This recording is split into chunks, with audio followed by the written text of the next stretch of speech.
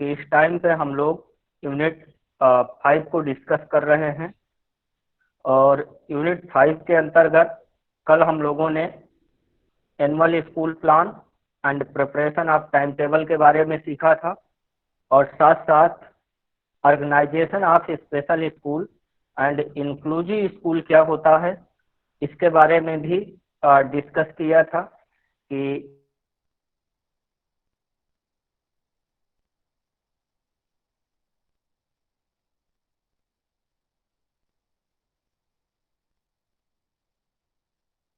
आप कैसे करेंगे, तो आप कैसे करेंगे।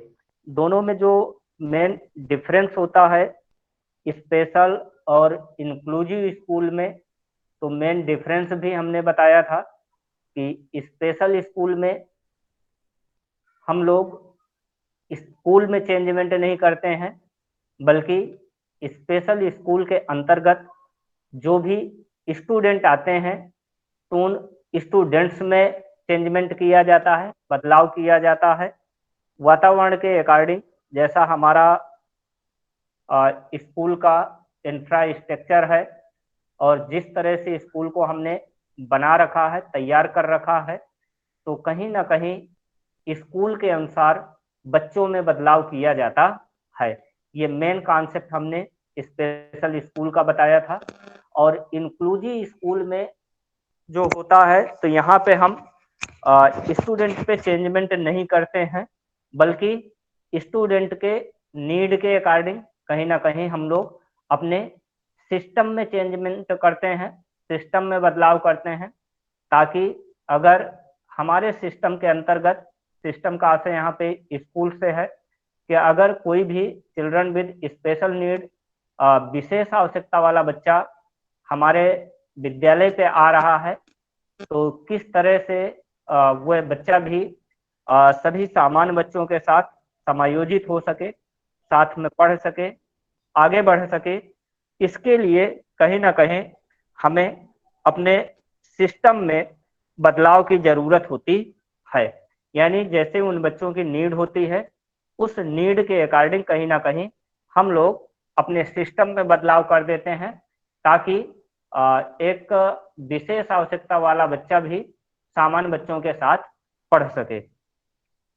स्पेशल में सारी चीजें स्पेशल होती हैं। स्पेशल के बारे में मैंने बताया था कि स्पेशल में पूरा स्कूल स्पेशल होगा, टीचर्स वहाँ पे स्पेशल होंगे, स्पेशल प्रकार का क्लासरूम होगा, विद्यालय का इंफ्रास्ट्रक्चर जो संरचना होती है, बनावट होती है, वो भी पूरी तरह से कहीं ना कहीं सामान्य विद्यालय से अलग हट करके होती है। विशेष प्रकार के टीएलएम के द्वारा विशेष प्रकार की शिक्षण विधियों का इस्तेमाल करके कहीं ना कहीं विशेष आवश्यकता वाले बच्चों को पढ़ाया जाता है। तो ये सारी की सारी व्यवस्थाएं, जैसा कि मैंने स्पेशल स्कूल के बारे में फर्स्ट या सेकेंड यूनिट में भी, शायद फर्स्ट यूनिट या थर्ड यूनिट में आपको पढ़ाया है, बैरियर फ्री इन्वायरमेंट होना चाहिए, स्पेशल टीचर्स होने चाहिए, स्पेशल प्रकार का टीएलएम होना चाहिए, विद्यालय का इंफ्रास्ट्रक्चर विशेष आवश्यकता वाले बच्चों के अनुसार होना चाहिए, विद्यालय फैक्ट्री एरिया या सिटी से अलग हट करके रेलवे, एयरपोर्ट, फैक्ट्री एरिया, इन सभी जगहों से अलग हट करके होना चाहिए। क्लासरूम के अंतर्गत अंदर कहीं ना कहीं कारपेट बिछी होनी चाहिए। फर्नीचर जो होते हैं, तो फर्नीचर के जो नीचे वाला पोर्शन होता है उसमें रबर बैंड लगा होना चाहिए, कि अगर टेबल चेयर कुछ भी पकड़ के आप खींचते हैं तो खिरखिराहट की आवाज ना आए। अगर आवाज आएगी तो चूंकि बच्चे हेयरिंग एड पहन रखे होते हैं, तो कहीं ना कहीं वह आवाजें उनके कानों तक पहुंचती हैं, जिससे कि उनको समझने में या सुनने में कहीं ना कहीं कठिनाई होती है। तो इस तरह से स्पेशल स्कूल को डिजाइन करके कहीं ना कहीं बनाया जाना चाहिए। इसके बाद बात आती है इंक्लूसिव स्कूल की। तो इंक्लूसिव स्कूल में मैंने बेस्ट एग्जांपल आपको बताया था कि जो आपकी यूनिवर्सिटी है, doctor Shakuntala Mishra rehabilitation university, ये इंक्लूसिव एजुकेशन का बहुत बड़ा एग्जाम्पल्स है, क्योंकि यहाँ पे इस तरह से यूनिवर्सिटी को डिजाइन किया गया है, इस तरह से यूनिवर्सिटी को इस्टेब्लिश किया गया है जिसमें कि सामान्य और दिव्यांग दोनों प्रकार के बच्चे एक ही छत के नीचे बगैर किसी भेदभाव के एक साथ पढ़ सकें, इसलिए इंक्लूसिव का कॉन्सेप्ट आया। अब अगर आप सोचें, खैर ये टॉपिक हम लोगों का कल ही ओवर हो गया था, ये सिर्फ रिवीजन के तौर पे हमने एक बार दोबारा से डिस्कस करने का प्रयास किया। इंक्लूसिव की क्यों जरूरत पड़ी? आखिर अगर हम सोचें तो इंक्लूसिव एजुकेशन, समावेशी शिक्षा की जरूरत क्यों पड़ी, तो इस कॉन्सेप्ट को भी हम आपको बता दें। भारत को देखा जाए तो भारत गांव का देश है और भारत की 75% आबादी गांव में निवास करती है।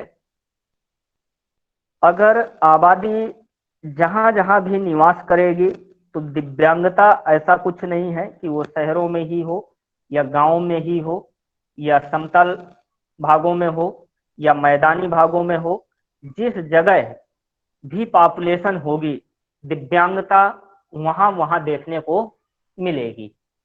अर्थात देखा जाए तो जो स्पेशल स्कूल हैं वो ज्यादातर शहरी इलाकों में स्थापित किए गए हैं और आबादी को मैंने बताया कि 75% आबादी गांव में रहती है। तो जब गांव में रहती है तो क्या गांव के लोगों का मेन व्यवसाय भी कहीं ना कहीं कृषि होता है।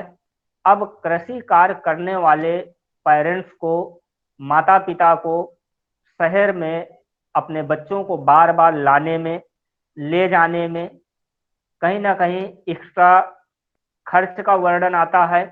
साथ साथ उनके पास खेती बाड़ी की वजह से समय नहीं होता है। आप में से भी बहुत सारे स्टूडेंट कहीं ना कहीं गांव से जुड़े होंगे, तो उन चीज़ों को आप लोग समझ सकते हैं कि क्या अगर आप लोगों के गाँव के पास जिस डिग्री या डिप्लोमा के लिए आप यहाँ पे आए हुए हैं 200, 150, 250, 400, 500 किलोमीटर, मुझे पता है कि बनारस तक से स्टूडेंट यहाँ पे हैं और दूर दूर से भी हैं। तो क्या अगर आप लोगों के इर्द गिर्द 10, 15, 25 किलोमीटर या 8, 10 किलोमीटर या आप जिस कस्बे से हैं, अगर वहां पे एजुकेशन के ऐसे ऑप्शंस अवेलेबल होते तो क्या आपको यहाँ लखनऊ आने की जरूरत थी? तो पता चलता कि नहीं, आपको लखनऊ आने की जरूरत नहीं थी। तो वही कॉन्सेप्ट सीधे सीधे यहाँ पे भी लागू होता है कि भारत की 75% आबादी गांव में निवास करती है। गांव के लोगों का व्यवसाय मेन कृषि होता है और कृषि वाले व्यक्ति के पास उसकी इकोनॉमिकल कंडीशंस इतनी बेहतर नहीं होती है कि बार बार वो अपने बच्चों को शहरी लेवल पे, जैसे कि मैंने बताया कि जो भी स्पेशल स्कूल हैं वो मोस्टली कहीं ना कहीं शहरी लेवल पे, शहरों पे स्थापित किए गए हैं। और जो भी स्पेशल स्कूल मिलेंगे तो ज्यादातर रहना रुकना खाना पीना आवासीय अर्थात रेजिडेंशियल स्पेशल स्कूल मिलेंगे। तो रेजिडेंशियल स्पेशल स्कूल गवर्नमेंट को खोलना काफी महंगा पड़ता है।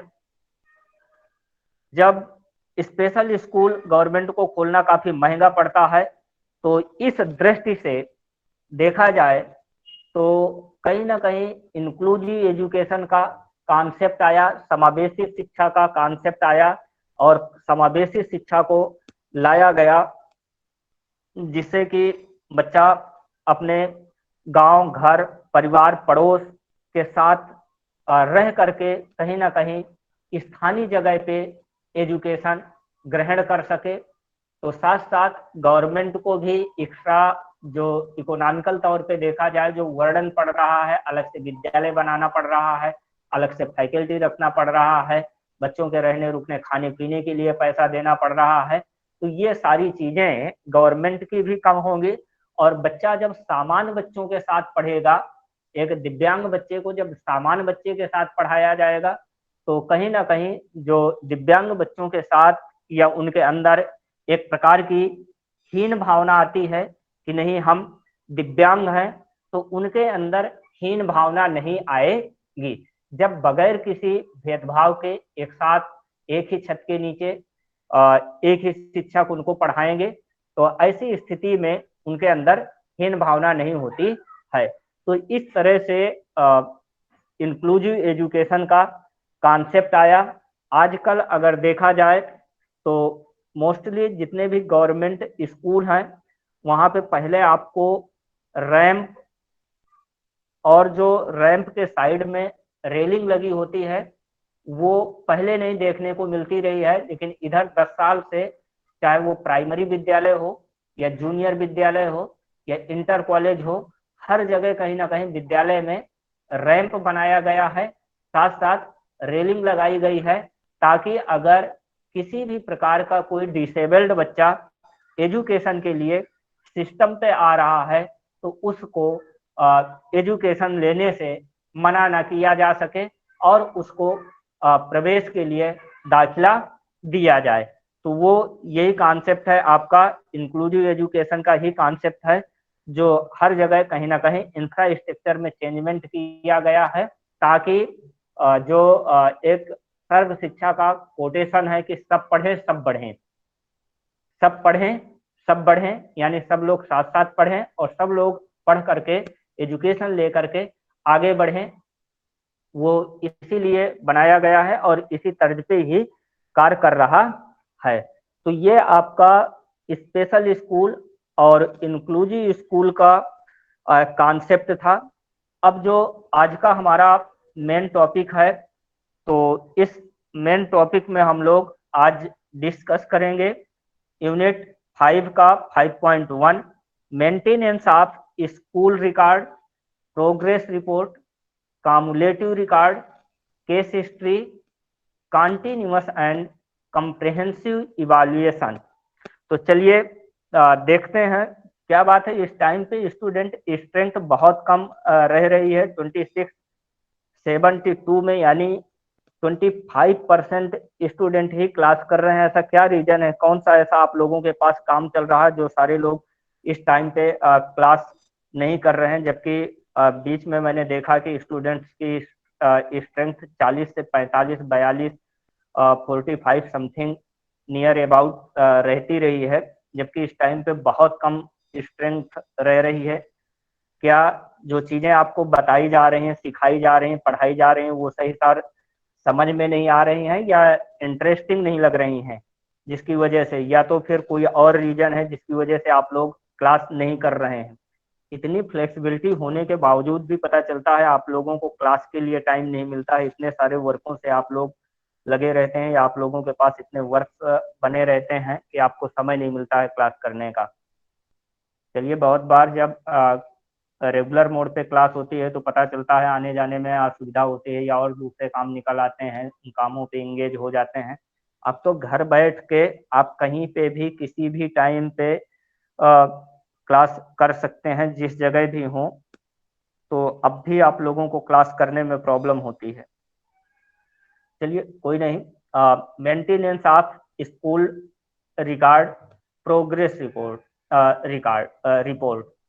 मेंटेनेंस, मेंटेनेंस क्या होता है? रख रखाव होता है ऑफ स्कूल रिकॉर्ड। तो पहले तो हम यहाँ पे देखेंगे कि स्कूल रिकॉर्ड क्या है। तो स्कूल रिकॉर्ड एक तरह से, स्कूल मीन्स आपका स्कूल होता है और रिकॉर्ड आपका क्या होता है?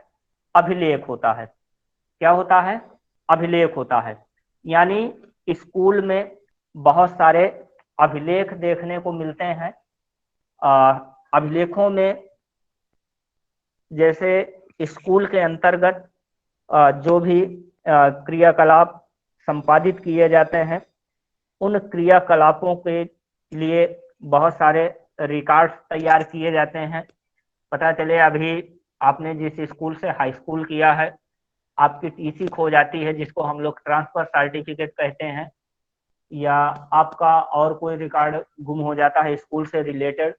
आपको 25 साल पास आउट हुए हो जाते हैं, लेकिन अगर 25 साल बाद भी अगर आप वहां पे जाएंगे और अपना सत्र बताएंगे, नाम बताएंगे, तो आपसे रिलेटेड वहां पे अभिलेख रिकॉर्ड जरूर मिलेगा। तो कुछ जानकारियों एवं तथ्य हमारे लिए भविष्य में आने के हिसाब से काफी महत्वपूर्ण हो जाते हैं। उन तथ्यों को लिखित रूप से सुरक्षित रखना आवश्यक होता है और यह लिखित रूप ही अभिलेख रिकॉर्ड कहलाता है। यानी पता चलता है करंट में आप कोई काम कर रहे होते हैं तो उस टाइम तक तो आपको सारी चीजें आपके याददाश्त में, मेमोरी में रहती हैं, लेकिन हफ्ते भर बाद, 10 दिन बाद, महीने भर बाद या 4-6 साल बाद अगर वही जानकारी या उस टॉपिक से रिलेटेड अगर आपसे कोई इंफॉर्मेशन मांगता है तो पता चलता है कि वो जानकारी आपको इतने दिनों के बाद याद नहीं रह जाती है। ऐसी स्थिति में कहीं ना कहीं लिखित रूप में अभिलेख तैयार करना बहुत जरूरी हो जाता है। माना कि आज से सर चार आवाज साल बड़ी स्लो आ रही है। आवाज स्लो आ रही है। चलिए आप बताइएगा, जरा एक बार फीडबैक दीजिएगा, अब सही आ रही है? हेलो, क्या आप सही आ रही है? जी हेलो अभी भी स्लो आ रही है। बेटा, नेटवर्क की प्रॉब्लम हो सकती है मेरी तरफ से, बाकी और कोई प्रॉब्लम नहीं है। नेटवर्क की ही प्रॉब्लम हो सकती है। सर सही आ रही है, सर सही आ रही है एकदम। यस सर, हम लोगों के पास सही आ रही है आवाज। यस चलो सर। कोई नहीं, कोई नहीं, कंटिन्यू उनका करते हैं। नेटवर्क इशू होगा सर। हो सकता है उनकी तरफ हो सकता है या मेरी तरफ से हो सकता है, कोई नहीं। तो अभिलेख को हमने बताया कि रोजमर्रा में किसी भी, चाहे वो संस्थान की बात हो, यहाँ पे हम लोग मोस्टली संस्थान के रिकॉर्ड की ही बात करते हैं। रिकॉर्ड मीन्स होते हैं, अभिलेख होते हैं। तो करंट में कोई भी आप लोग काम करते हैं या ऑफिस के अंतर्गत कोई भी काम होता है तो करंट में करने वाले को वो सारे कामों के बारे में जानकारी होती है। डेटा कहीं ना कहीं मेमोरी में रहता है, याददाश्त में रहता है। लेकिन वही डेटा अगर या इंफॉर्मेशन कोई 2 दिन बाद, 4 दिन बाद, 8 दिन बाद, 1 माह के बाद, 1 वर्ष के बाद या 4-6 वर्ष के बाद अगर कोई मांगता है तो पता चलता है कि वो चीजें मेमोरी में नहीं रह जाती हैं। ऐसी स्थिति में कहीं ना कहीं उन डेटा को लिखित रूप में व्यवस्थित तरीके से संजो करके रखा जाता है। उसे हम लोग अभिलेख कहते हैं। माना कि जैसे हर एग्जाम्पल की बात यहाँ पे करें कि आप 108 रूम नंबर अपनी यूनिवर्सिटी पे जाएं और डिप्लोमा के किसी 3 साल या 4 साल पहले पास आउट बैच की आप लिस्ट मांगे, सूची मांगे, तो अगर कोई सोचो आप कि किसी व्यक्ति को याद होगा, टीचर्स को याद होगा या एचओडी को याद होगा या वहाँ के बाबू को याद होगा कि क्या इस नाम का कोई स्टूडेंट था या इस बैच में कितने स्टूडेंट थे और कहाँ कहाँ से थे, तो ऐसे किसी को नहीं याद होगा, किसी को नहीं जानकारी होगी, कोई नहीं आपको बता पाएगा। लेकिन हाँ, अगर उस सत्र का रिकॉर्ड बताया जाएगा, निकाला जाएगा, तो पूरी की पूरी इंफॉर्मेशन मिल जाएगी आज से 10 साल बाद, 15 साल बाद, 20 साल बाद भी कि जैसे आपका ही बैच है कि HI BI में कितने स्टूडेंट हैं, कौन कौन स्टूडेंट हैं, कहाँ कहाँ से स्टूडेंट है, तो सारे स्टूडेंटों का एडमिशन का रिकॉर्ड वहाँ पे सुरक्षित होगा। आपका फॉर्म भरा हुआ फॉर्म वहाँ पे रिकॉर्ड के रूप में सुरक्षित होगा। एडमिशन के बाद फाइनल लिस्ट बनती है, उसमें भी आपका रिकॉर्ड सुरक्षित होगा। परीक्षा विभाग में जा करके आपके मार्किंग के बारे में, नंबर्स के बारे में जानकारी की जाए, थ्योरी प्रैक्टिकल के बारे में, डिग्री के बारे में, मार्कशीट के बारे में, तो सारी के सारे रिकॉर्ड कहीं ना कहीं मिलेंगे। पढ़े कितने स्टूडेंट आ रहे हैं, उनकी अटेंडेंस का रिकॉर्ड, क्या पढ़ाया जा रहा है उसका रिकॉर्ड, कौन से स्टूडेंट ने किस सत्र में टॉप किया इसका रिकॉर्ड, साथ साथ डेली का आय का रिकॉर्ड, डेली के एम्प्लॉय के अटेंडेंस का रिकॉर्ड, और भी जैसे खर्च होते हैं, इक्विपमेंट्स वगैरह लैब में होते हैं या लाइब्रेरी में बुक्स होती हैं, तो इस तरह से हर चीज का कहीं ना कहीं लिखित रूप में रिकॉर्ड रखा जाता है। इसे हम लोग अभिलेख कहते हैं। यानी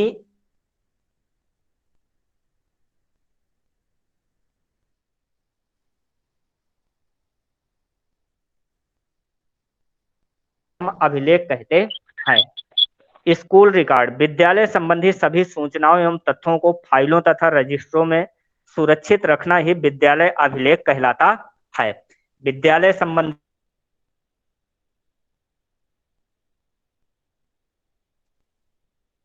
सर आवाज नहीं आ रही है आपकी।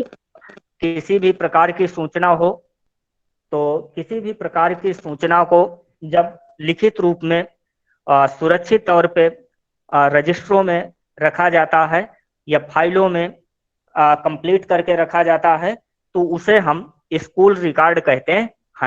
इसमें विभिन्न विभागों तथा संस्थाओं में होने वाले पत्राचार की प्रतिलिपियां, मूल पत्र, रसीद आदि शामिल हैं। एक विद्यालय में विभिन्न प्रकार के अभिलेखों को सुरक्षित रखा जाता है। यानी जब अभिलेखों की बात आती है तो पहले तो आप लोगों ने अभिलेख समझ लिया कि जो भी डेली गतिविधियों से रिलेटेड जानकारी होती है, चाहे किसी को आय व्यय से रिलेटेड हो, चाहे क्रियाकलाप से रिलेटेड हो, चाहे पत्र प्रेषण से रिलेटेड हो, अगर कहीं पे किसी एक संस्थान से दूसरे संस्थान के लिए किसी भी रूप में अगर कोई पत्राचार भी किया जाता है तो बाकायदे लेटर बनेगा। उस लेटर में प्रिंसिपल के, बाबू के या चोडी के, जिससे भी वो संबंधित होगा, जो अथराइज्ड पर्सन होगा, उसके सिग्नेचर होंगे।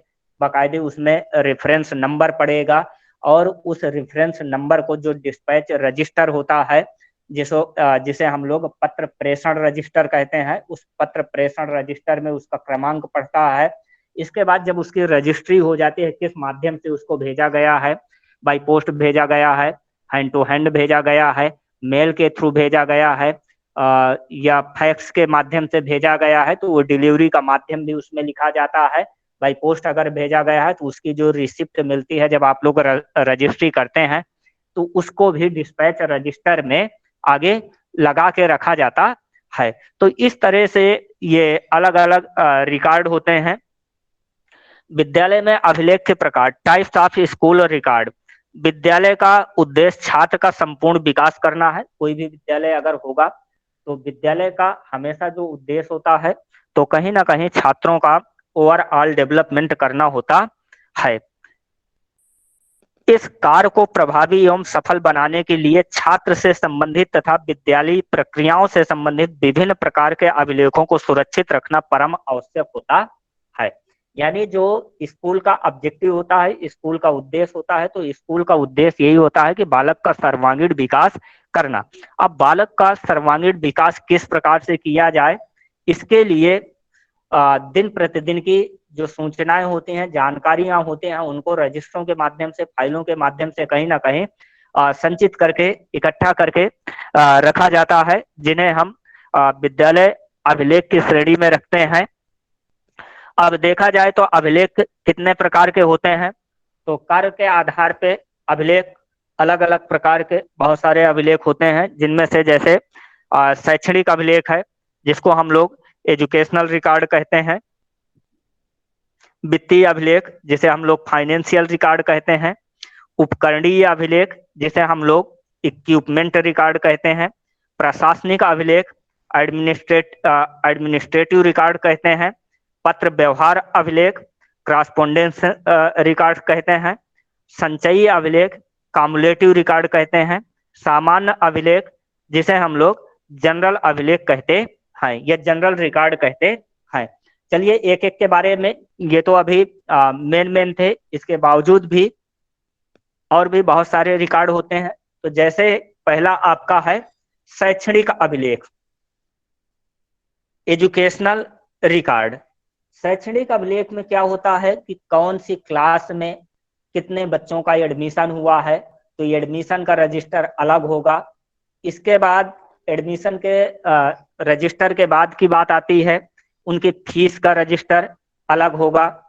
साथ साथ एडमिशन रिकॉर्ड अलग होता है, जिसमें प्रवेश पंजीयन संख्या जिसको कहते हैं, और आपका अटेंडेंस रिकॉर्ड क्लास वाइज अलग होता है, क्योंकि दोनों में डिफरेंस होता है, अटेंडेंस रजिस्टर में और एडमिशन रजिस्टर में। एडमिशन रजिस्टर तो आपका कार्यालय में एडमिशन होकर के बाबू के पास रख गया, बाबू आपकी अटेंडेंस नहीं लेता है, बल्कि जो आपके अटेंडेंस का रिकॉर्ड होता है वो कहीं ना कहीं जो टीचर्स आपको जो सब्जेक्ट पढ़ा रहे हैं, तो अटेंडेंस का रिकॉर्ड उनके पास होता है।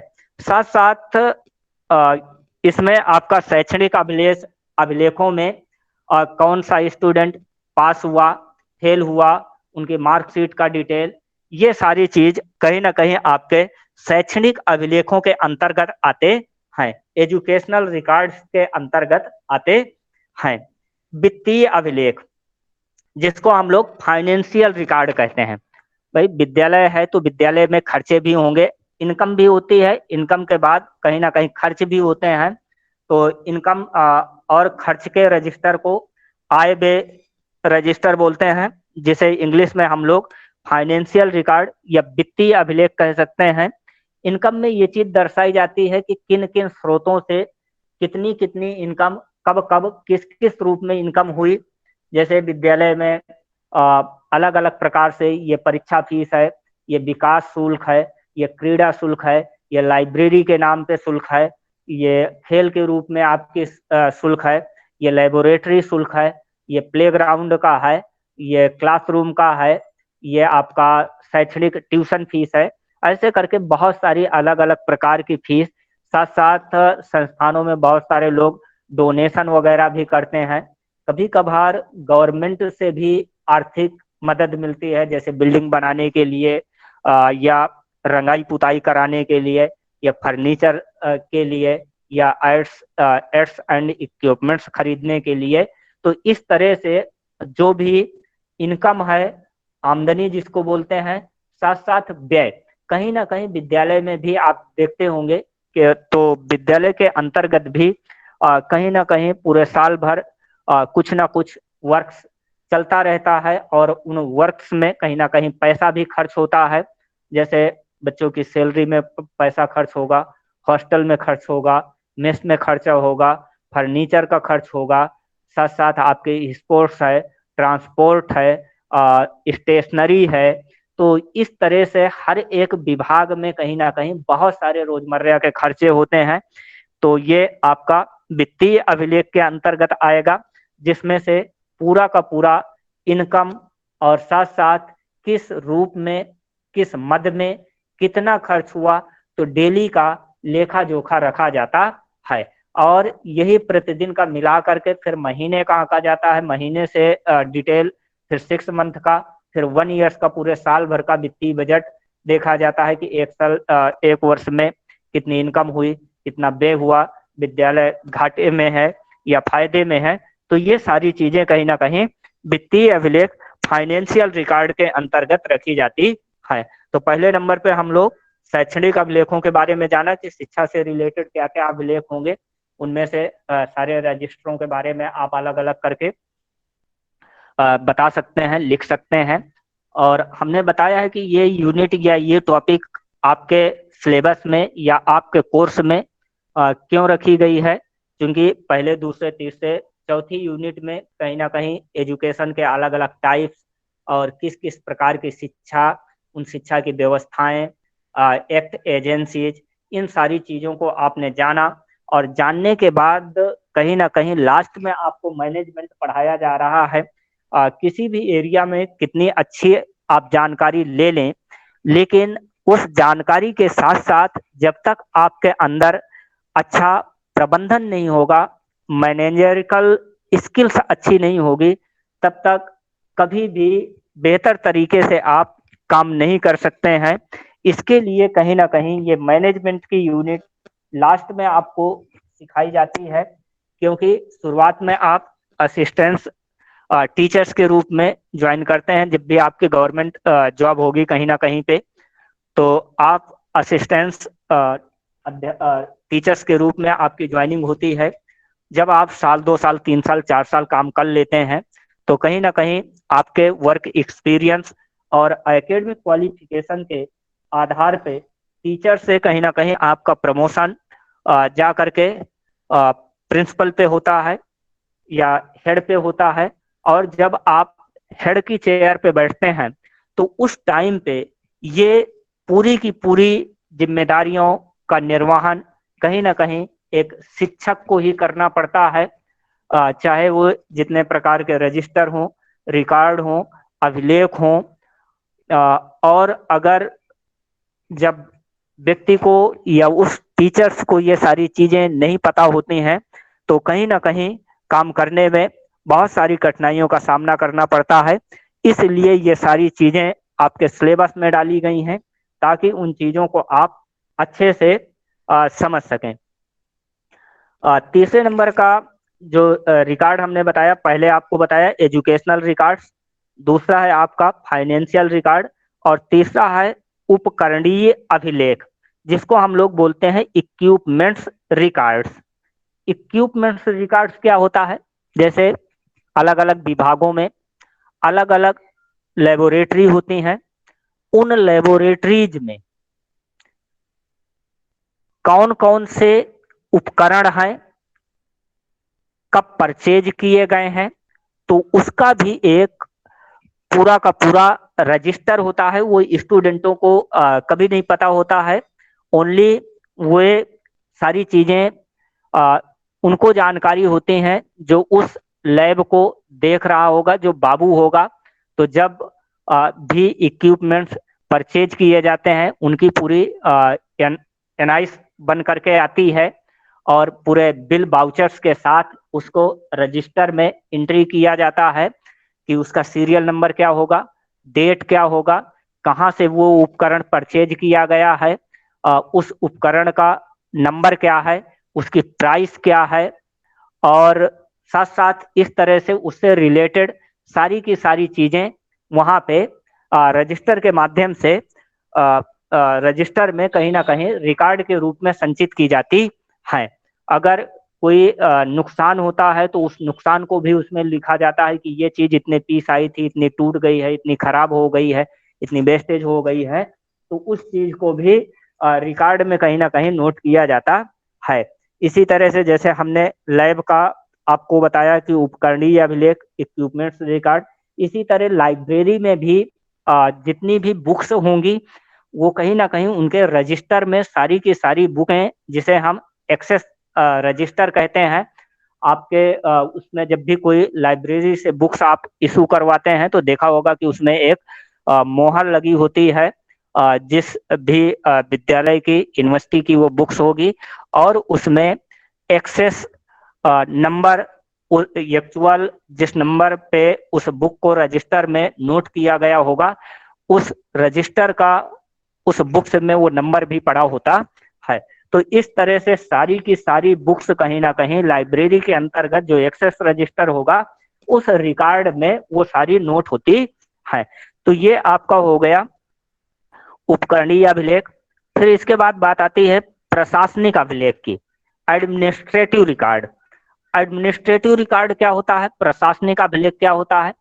शासन प्रशासन के द्वारा बहुत बार पत्रावलियों का आना जाना, या कोई गजट निकाला गया है, या डिसाइड किया गया है, या कोई संशोधन किया गया है, तो वो सारी चीजें कहीं ना कहीं उनको सुरक्षित संजो करके रिकॉर्ड में रखी जाती हैं। इसमें से विद्यालय से रिलेटेड जैसे लैंड वगैरह है कि जमीन का मैप है, जमीन की आपकी जैसे क्या होती हैं वो खतौनी वगैरह है, नक्शा वगैरह है, खसरा है, साथ में मान्यता से संबंधित कागज हैं, अलग अलग संकायों की मान्यताएं हैं, ये सारी चीजें प्रशासनिक अभिलेख के अंतर्गत आती हैं। उनको भी कहीं ना कहीं रिकॉर्ड में ही संजो करके रखा जाता है। इसके बाद आपका आता है पत्र व्यवहार अभिलेख, जिसको हम लोग क्रॉसपोंडेंस रिकॉर्ड्स कहते हैं। पत्र व्यवहार में भी रोजमर्रा में बहुत सारी चीजों का कहीं ना कहीं आदान प्रदान, कम्युनिकेशन अलग अलग विभागों से, अलग अलग जगहों से करना होता है, जिसके लिए बहुत सारे पत्रों का प्रेषण किया जाता है। तो पत्र व्यवहार का भी एक पर्सनल रजिस्टर होता है। कोई भी अगर लेटर एक जगह से दूसरी जगह भेजा जाएगा तो कहीं ना कहीं उस जो पत्रावली रजिस्टर होगा उसमें बाकायदे उसका रेफरेंस नंबर पड़ेगा, डिस्पैच नंबर पड़ेगा, डेट पड़ेगा। उससे कभी भी कोई जानकारी अगर उसके बारे में अगर करना है तो उससे तुरंत जानकारी मिल जाती है कि कब हमने किस डेट में किस संदर्भ में किसको ये पत्र भेजा था, क्या उसका कोई जवाब मिला है या नहीं मिला है। तो ये सारी चीजें पूर्वत, कभी आप भी अगर कहीं पे पत्र भेजते हैं और आपको कोई जवाब नहीं मिलता है तो आप पुराने वाले पत्र को कहीं ना कहीं संदर्भ में देते हैं कि इसके पहले इस तारीख में हमने ऑलरेडी आपको ये पत्र भेजा था, अभी तक हमें इसका कोई जवाब नहीं दिया गया है, इस डेट में इस मद के लिए, इस संबंध के लिए हमने पत्र प्रेषित किया था, लेकिन हमें अभी तक कोई भी इसमें कार्यवाही नहीं की गई है। तो ऐसा करके पत्र व्यवहार अभिलेख होता है, जिसमें से जो भी पत्र प्राप्त किए जाते हैं या भेजे जाते हैं उनका सारा डिटेल रखा जाता है। आज के लिए हम लोग इतना ही, और नेक्स्ट हम लोग कल देखेंगे जो भी बचा है। अभी ये कंप्लीट नहीं हुआ है, हमने शुरुआत में ही बताया था कि ये 2-3 लेक्चर्स पे जाएगा।